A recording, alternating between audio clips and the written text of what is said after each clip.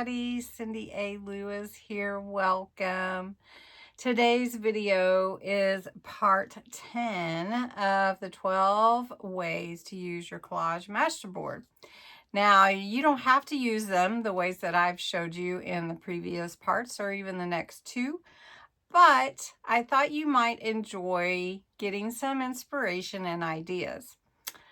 Today, I was just going to get this video up a lot earlier. Last night was really tough. We've had a very busy weekend, and so I didn't get it up. I hope you enjoy part 10.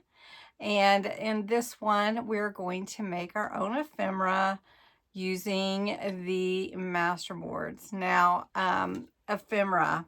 If you don't know what ephemera is, it's just really anything, any kind of paper thing that you would put into a junk journal. So like tickets, playing cards, postcards. It could be really anything. Could be labeled ephemera, just about. I did look it up, and it's just memorabilia, collectibles. In this definition, it talks about how they're really short-term use. But for us, that junk journal, it helps us to create something long-lasting. And usually your junk journals are full of memories. So you could take all of your memories from maybe 1 year and put them in your junk journal. Maybe your movie tickets, maybe your game tickets, all those kinds of things, and just make it a memory journal. So anyway, we are going to take the masterboards that we created this month, and we're going to use the scanned copy to create some fun ephemera that can be used in any of our journals, especially fall ones, because this is fall themed. And I did use, I've got some stamps, I did use some dies, so I'm going to show you how I made those.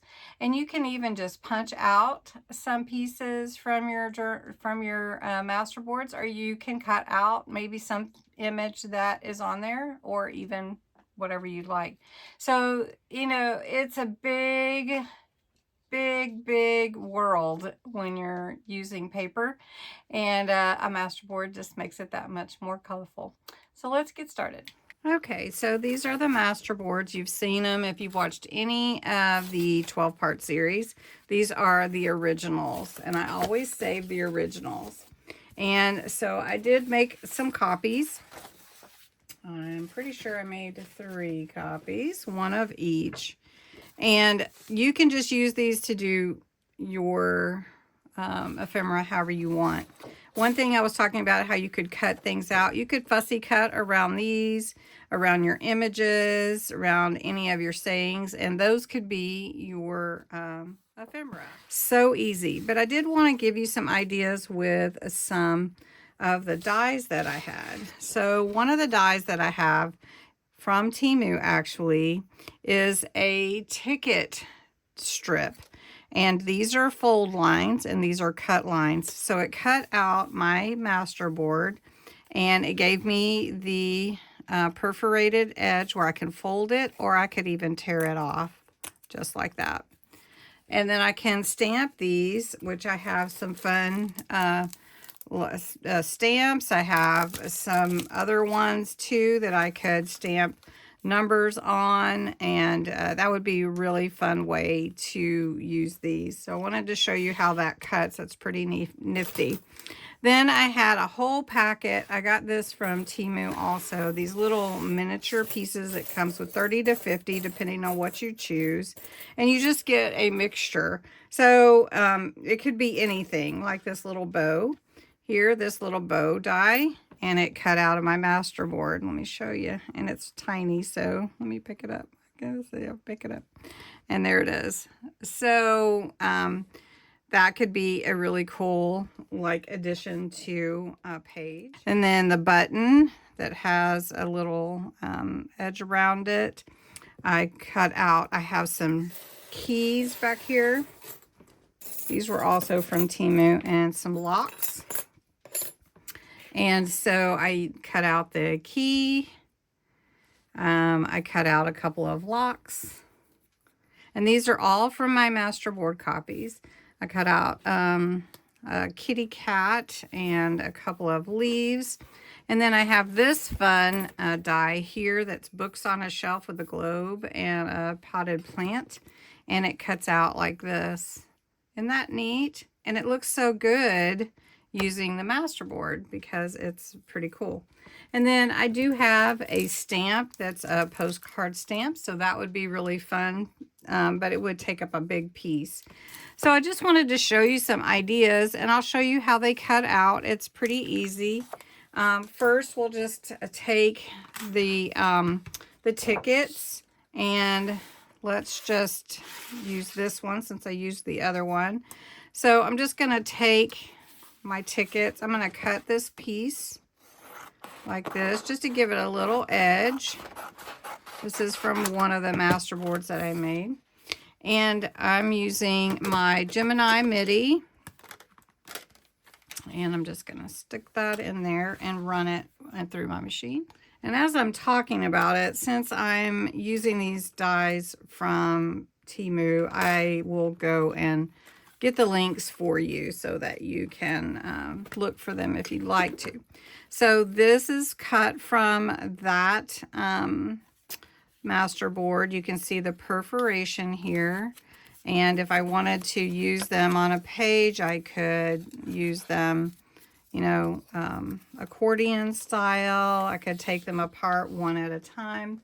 I could take my ink, and let's use the darker ink. This is Ground Espresso, and just go around and give the edges a little vintageizing, as I like to call it. And with this masterboard, it looks pretty cool. And then again, if you want to, you could stamp on these, but there's so much already on them. I don't know that it's needed, but you could definitely stamp on these if you wanted to. So then there you go. And that looks so cool. Let me show you some of these locks. So I've already cut out a couple of locks and a key. These are my two favorites, plus I like gold. Or it's an antique gold anyway. This is a copper. This is a silver. And I did order some gold from Crafter's Companion. It's birthday month and they're doing all kinds of specials. So I did order. I don't know when it'll be here, but anyway, with gilding wax, you don't need a lot. I mean, seriously, you just need a dab. And then I usually dab it off when I go to use it. But I hope I can zoom in on these for you. So I just put it on there like that and give it some of this gilding wax that changes the whole look of it. So let's put some on this key. Oh, it's really bringing out that. Oh, that's cool. So this key has some indentions when I cut it. I'll show it to you just a second. Let's see if I can get a little bit more off of it. It makes it look real. You can see the scrolling. And then let's put some of the silver on here. Let's see if I can get any more without adding. I guess not. So I'm just going to take a little bit off. This one's going to totally cover up my... See, I kind of went heavy-handed on it. Seems like sometimes once it's on there, the gilding wax is, it sticks to it. So, but it's really cool. I mean, I've got a little bit here. I'll just put it on this ticket. It gives that real metal look and really neat.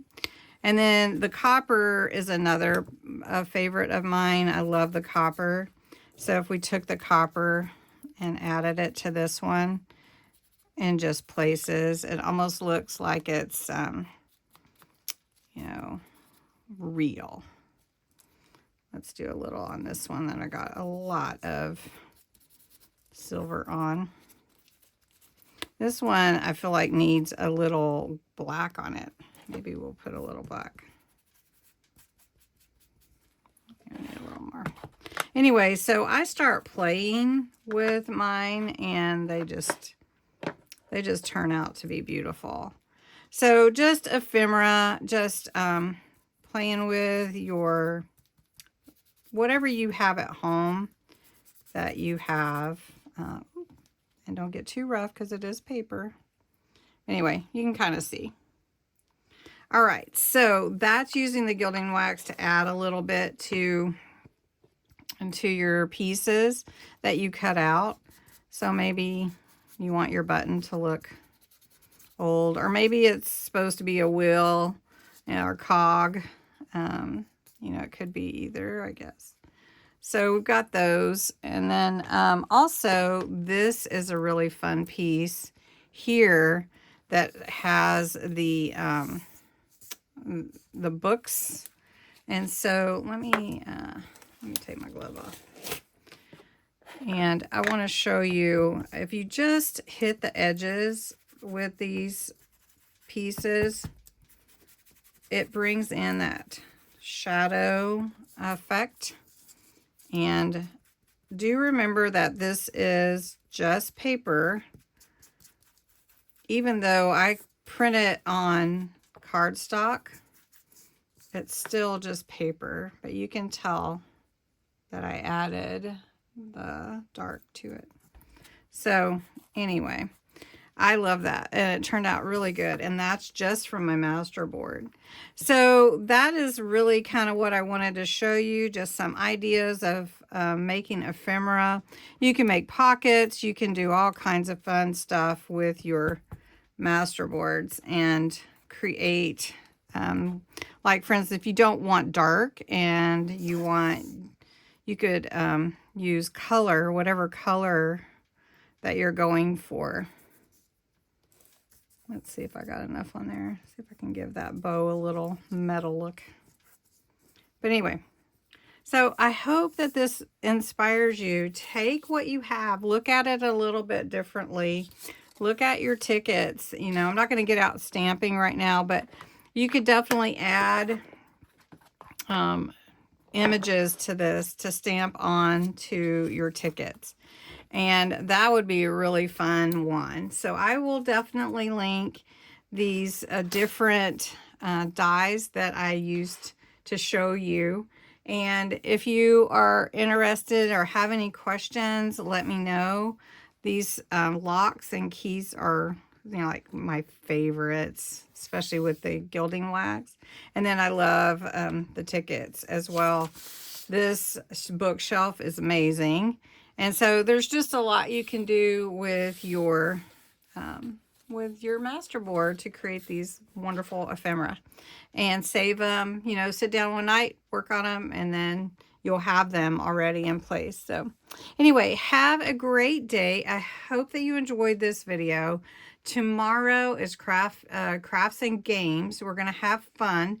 We're going to make we're going to do parts 11 and 12 and 12 ways to use a masterboard. And we're going to do clusters, and we're going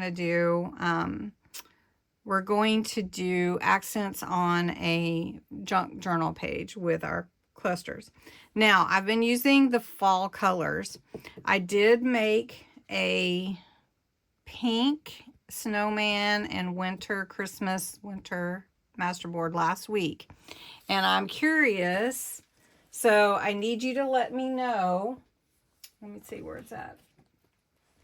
If you'd like me to use that and crafts and games tomorrow night. So let me know. Let me show you the masterboard we made. This is the one we made last week, and isn't it gorgeous? I mean, it's really gorgeous. So if you'd like, we can use this masterboard to make our clusters and our accents for a Facebook page, or we can stay with the fall. So I am going to put that out there to see kind of the votes, but thanks so much for watching and bearing with me as I run a little bit late. Enjoy your day, your night, whenever you're watching this, and I hope you'll join me for Crafts and Games on October 22nd at 7 p.m. Central. Thanks. Bye-bye.